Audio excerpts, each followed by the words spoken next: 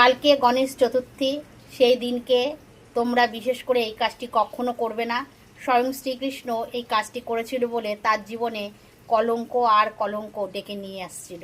তাই জন্য এই কাজটি কখনো করবে না। যদি করো তাহলে তোমাদের জীবনেও এরকম কলঙ্ক আসতে পারে। যে কাজ তোমরা করনি, যে অন্যায় কাজ তোমরা করনি, সেই অন্যায়ের ভাগিদার তোমাদের হতে হবে, তোমাদের বদনাম হবে। তাই জন্য এইসবের কাজ, এই কাজটির থেকে বিরত থাকবে। কি সেই কাজ?